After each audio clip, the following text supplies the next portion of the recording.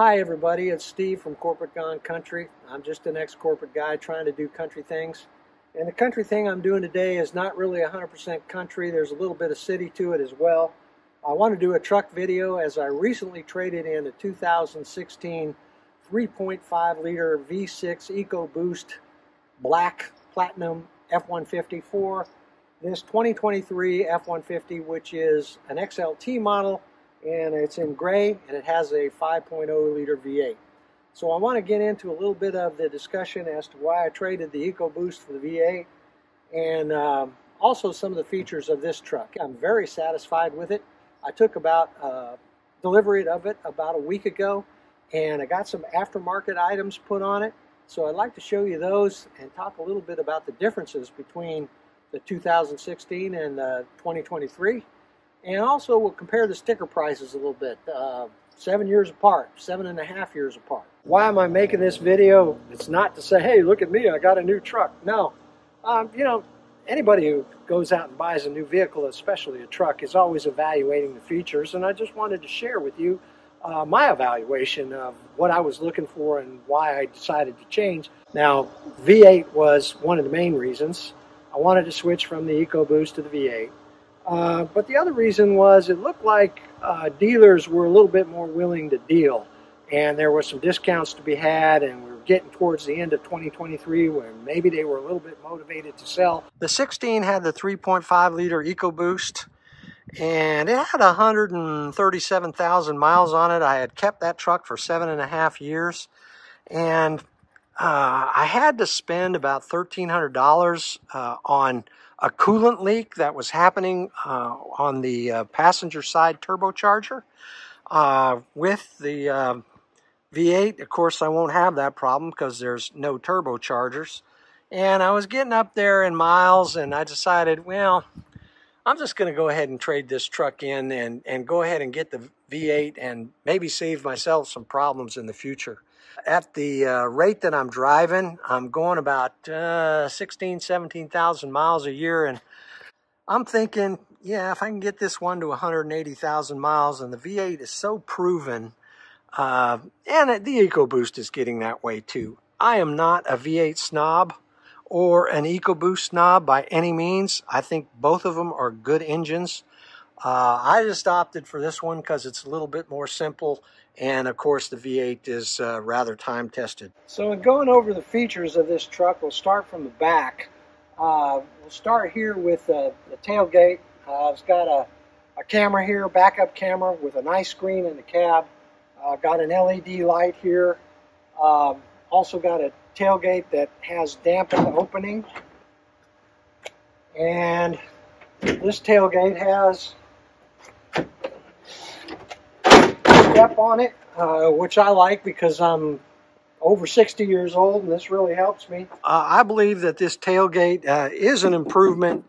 I really like this little feature here because the pencil is usually your most important tool on the job, and that's a great place to keep one and not lose it. The bed comes with these lugs pre-installed. Ford gave me these hooks loose in the truck, and I was able to install them. There's 4 of them, 2 on each side, and they're really nice. I don't know why they gave them to me loose, but they were so easy to install that it doesn't matter. I had a soft liner on my previous truck.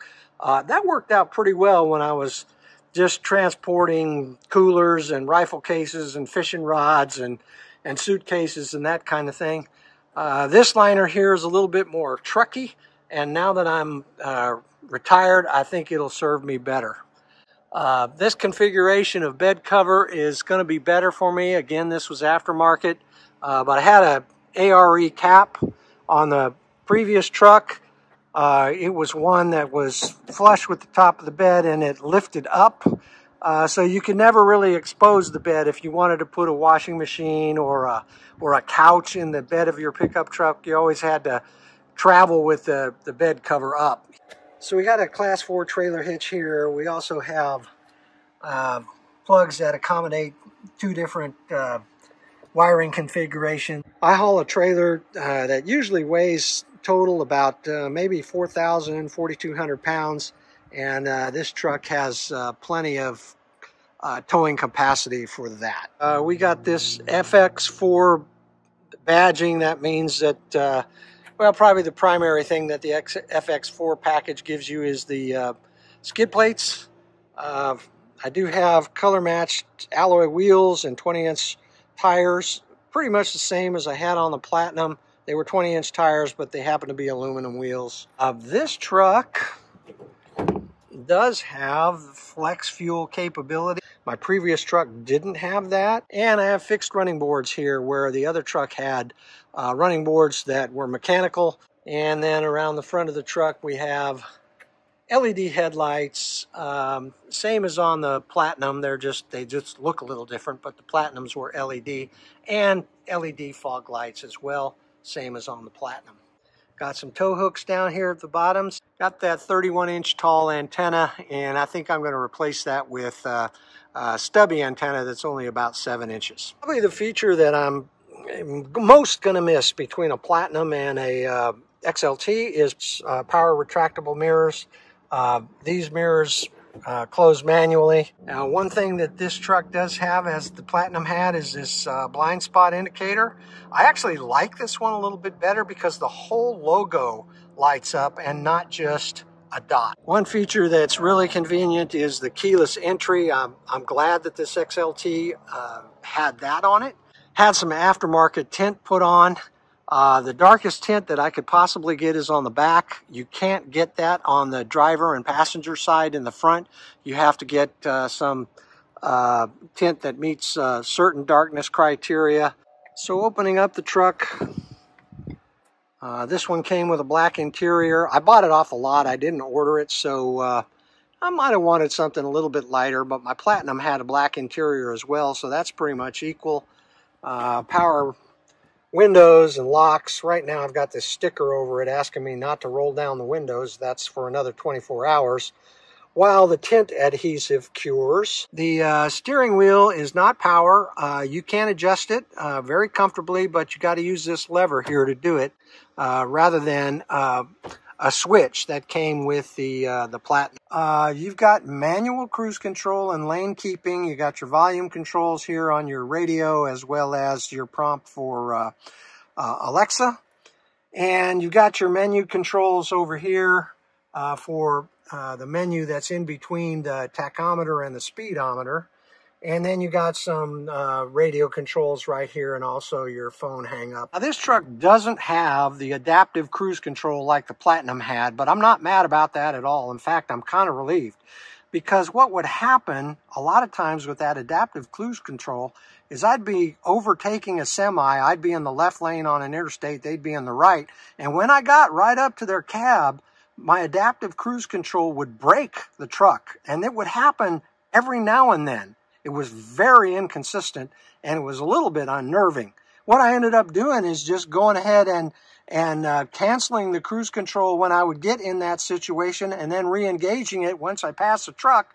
And so if I'm doing that, if I'm using adaptive cruise control manually, why not just get manual cruise control? So I'm really good with this. And then you get in here further, and okay, you got a coin slot of all things. I am drive-through challenged, and I'm always looking around in my glove box and stuff for change to try and making change easier, but no. Now these coins are totally available to me, and I won't look like a fool, or less of a fool anyway, in the drive-through. Platinum also had 4A, or 4 automatic. This one has 2 high, 4 high, and 4 low. So it doesn't have that automatic 4, but that's okay. If you want to use 4 high, just go ahead and put it in there. You got your climate controls here at the bottom. You got your radio controls here at the top. You got a nice basin here for keeping your wallet or something else. And then you have, I don't know if you can see it, but a USB-C and a regular USB port there for charging. We got this shift knob that will retract into the console, and then you can pull up that. It becomes a work surface. This looks like a really handy feature that I did not have on the Platinum. And finally, you got a couple of cup holders in the back. Plus, there's a space right here where somebody in the back seat can put their cell phone. That's really handy. And you got a dual glove box. You see this on a lot of videos. One of the features here that I thought was pretty cool is this auto hold, where I've got it toggled where it's on, where I get into some traffic and it's stop and go, and I can actually take my foot off the gas and the brake, and the truck will stay in place until I press down on the accelerator. And also this feature here where the truck will actually shut off while it's stopped, and to save gas while you're at a stoplight. So you combine that feature there with the auto hold, and that's definitely an improvement over the 16. I actually like that. I've read a lot of people comments on the internet that don't like that, but I do. You actually got your temperature showing up 67 degrees here. It's a nice day. You got it showing up there, and you also got it showing up right there, which is an improvement over the 2016. I kind of like that. I know it's a little thing, but actually it makes a difference, especially when you're using Spotify or something and your temperature was not displayed on the old screen. I don't have the trailer backup system. I don't have the trailer brakes, but I'm going to be okay with that. I did use that backup system every now and then, but you know, I wasn't totally dependent on it. Another improvement over the 2016 Platinum is that number right there, 1,804 pounds. That's the combined weight of occupants, and the cargo should never exceed 1,804 pounds. On my 2016 Platinum, that number was 1,533. So I've got about 270 more pounds of occupants and cargo capacity that I didn't have on the old truck. Now here's the stickers on these two trucks. The 2023 is at the bottom and the 2016 is at the top. The 2016 had the 4x4 Super Crew, the 145-inch wheelbase, the 3.5-liter EcoBoost, and a 6-speed transmission. Whereas the 2023 has a 4x4 Super Crew, 145-inch wheelbase. It has a 5-liter V8 and an electric 10-speed auto transmission with tow mode. The other one had the tow mode as well. Looking at some of the options on the 2016, you had the 3.5-liter V6 EcoBoost was $400. You had the twin panel moonroof, that was $1,295. I didn't get that on the 23. The Max trailer tow package was $1,195, and the FX4 package was $770. The 36-gallon tank was $395, and the active park assist was $440. Again, that was for the 2016. Whereas on the 2023, you're looking at V8 engine was $2,560. 4 off-road package was $1,095, where it was $770 a few years ago. The extended range 36-gallon tank was $445, where it was $395 in the past. You know, over a period of 7.5 years, this one was about the same price as the 2016. So that's only a difference about $700. But of course, the features make all the difference. So that's my thought process about purchasing a new 2023 XLT and trading in a 2016. I hope you found some of my thought processes helpful for you, or interesting anyway if you're a truck person. And if you like what you see here on this video, really appreciate it if you would give us a like and hopefully a subscribe.